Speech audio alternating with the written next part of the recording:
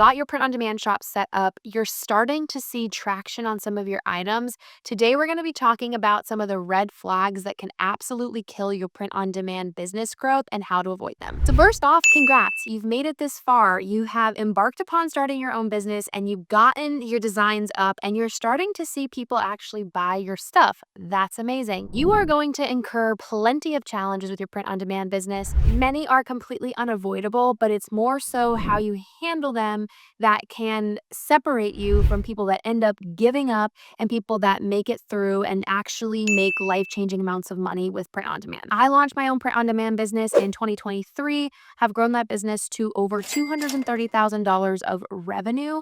And that has come with its challenges of ups and downs, having to deal with shipping issues, customer service issues, design issues, quality issues, all types of different things. And so I'm going to be taking all those learnings to try to distill that down into a 10-minute video about red flags that you can try to avoid them when you're starting to see growth in your print on demand shop. Red flag number one, which hopefully if you're starting to get sales, you've actually avoided this, but it's important to continue that throughout the growth trajectory of your print on demand business.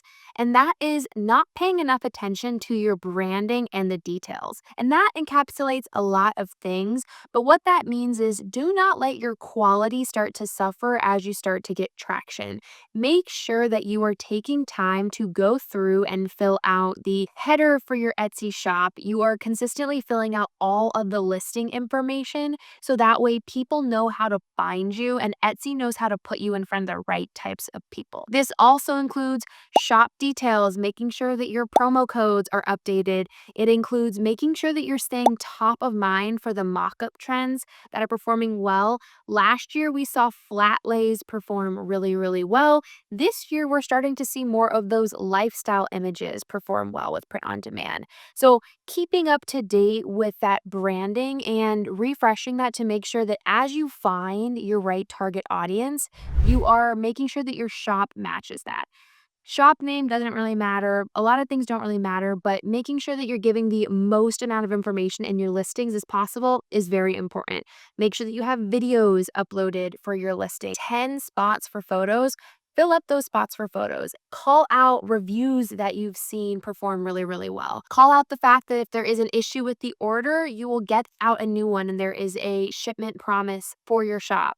If you offer free shipping over 35, call that out as well. If you have spaces available within those 10 pictures, those are missed opportunities for you to be able to showcase your branding and how professional your business is for your shoppers. The next one is going to be pricing issues or updates. For most folks, when they're launching print on demand, I recommend they get a little bit aggressive with their pricing strategy just to get as much organic traffic as possible. When you launch an Etsy shop, you're not allowed to use ads for the first couple of weeks. So if you're really interested in driving traffic early, the best lever you can do is refer back to point A, which is getting everything set up and continuing to focus on that details piece early on. And it's also going to be a pricing strategy.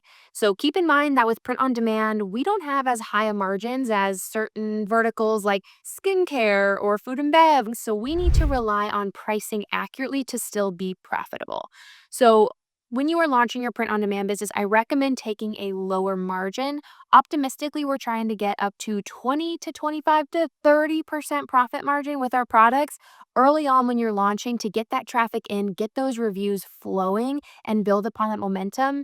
I recommend pricing a little bit lower so you're still profitable, but maybe you're sitting at the low end of the 20s or maybe even dipping into the teens from a profit margin. My first year of print on demand, I hit an 18% profit margin for the year, and I was happy with that given the fact that I wanted to push the needle on revenue growth.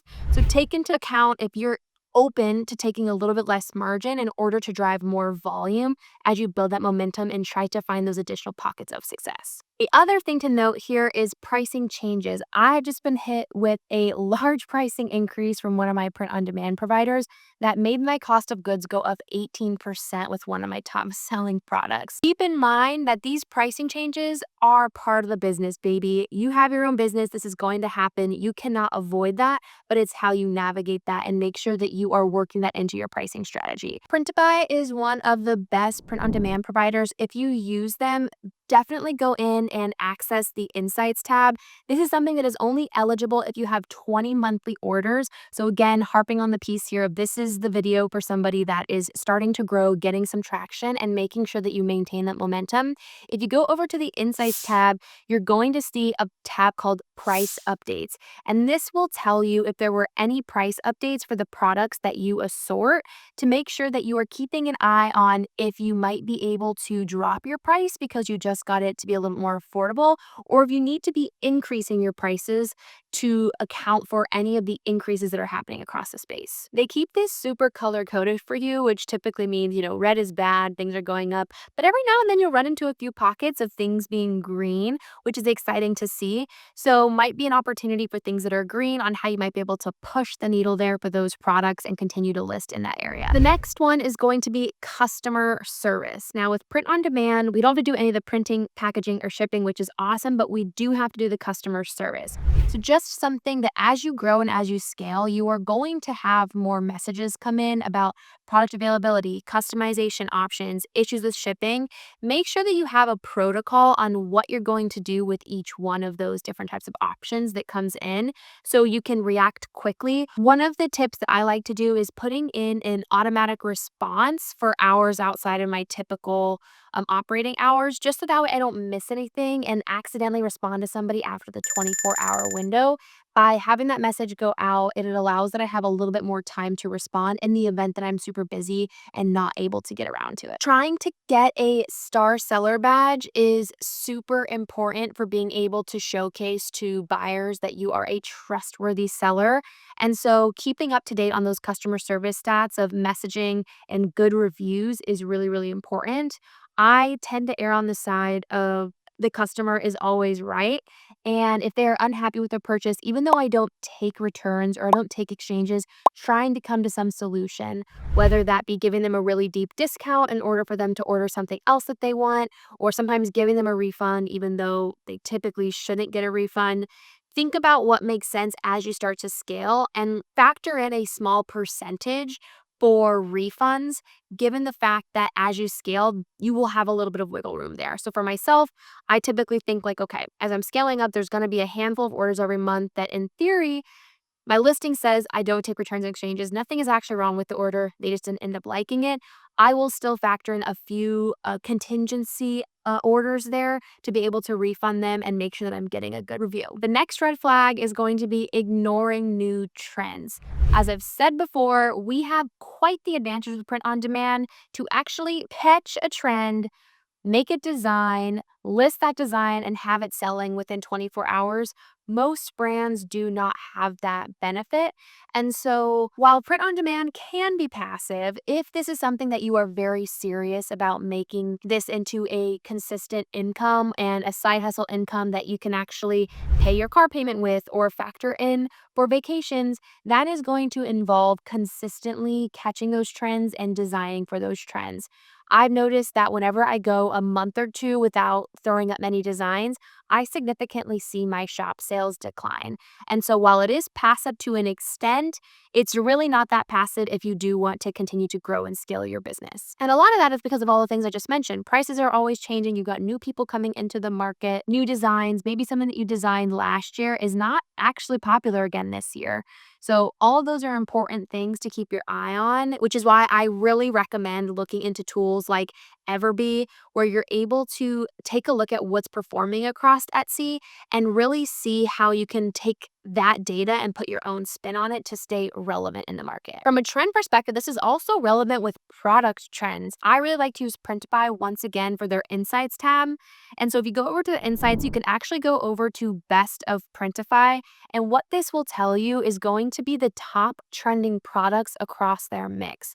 And this is something that I highlighted back at the beginning of the year, but it looked a bit funky because everything was kind of crowded with Q4 spikes, it is now going to be more leveled out and will give you an idea of what is trending well. I think this is the number one example of how powerful this tool is. When I started doing print on demand, the Bella Canvas was like the number one t-shirt. We actually see now the Comfort Colors tee taking that number one spot for the best t-shirt. And I think it really speaks to the fact that people are interested here in paying a little bit more money for that like vintaged oversized design. And if you're still designing everything on a Bella canvas, you might be missing this additional level of consumer that wants this type of look and feel. Keep an eye on these different products that you might be able to tap into that you didn't really have your eyes on in the past. I will always take a look for the different products that are seeing a week positive movement and a year positive movement, because that shows that they're not only holistically increasing, but they're also increasing week over week, which is exciting to see. So, a couple of examples of that would be this ceramic mug continuing to rise.